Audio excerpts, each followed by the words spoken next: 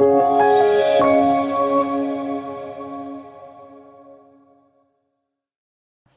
Europe, I think we're facing a range of challenges. Like the rest of the world, we are facing huge challenges in terms of what is happening to us politically, in the lack of trust that people now have in the political parties in their countries, the rise that we are seeing in nationalism in many countries across the continent,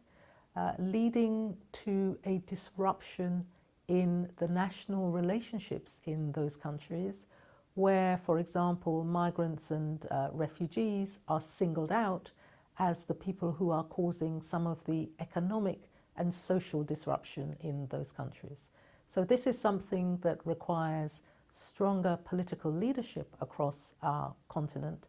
challenging some of the national and nationalistic views that are being expressed by leaders in countries like,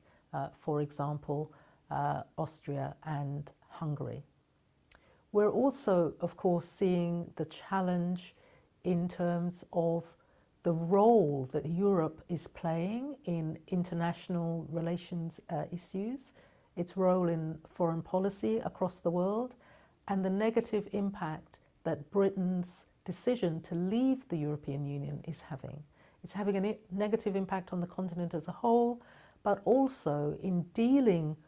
with Britain, it also means that the attention that Europe can pay to these broader socio-economic issues facing the world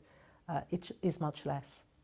I think it's very important that Europe continues to take a leading role in pushing for us as a world to deal with the major challenge of climate change, the major challenges of increasing inequalities in some countries in our world, to help to work together to stabilize the movement of people across the world, and particularly to deal with the issue of people trafficking,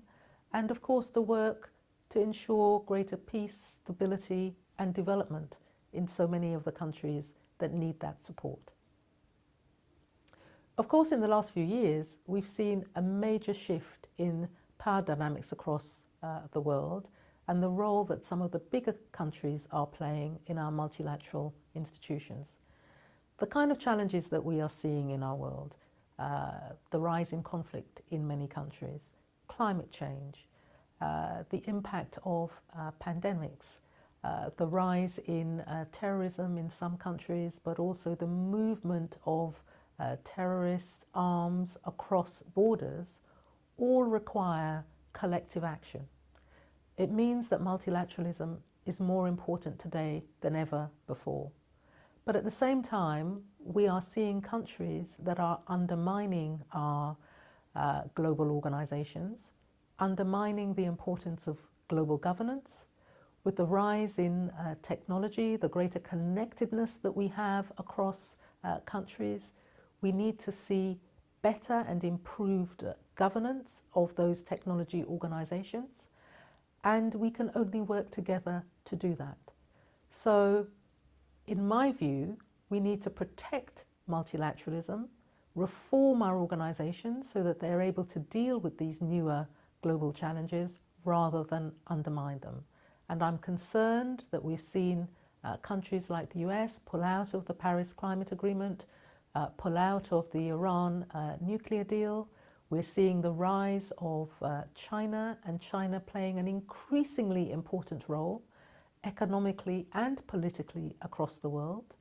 We need to look at whether or not the role that's been played historically by the UN Security Council in bringing peace and stability across the world has delivered that peace and stability, particularly as we have seen countries in the Security Council with vested interests essentially waging proxy wars in some parts of the world. And of course, we're seeing countries like India, like Brazil and others, which are playing an increasingly important role economically and politically across the world. So all of this change has led to a degree of instability and uncertainty, and we need to find ways of dealing with it. increasing numbers of people moving across the world. Migration is not new, but the numbers today are unprecedented. And the way in which we deal with that crisis, and particularly its impact on countries on the African continent, where you have huge displacement in some countries, and then that displacement moves to neighbouring countries on the continent, is something that we have to address.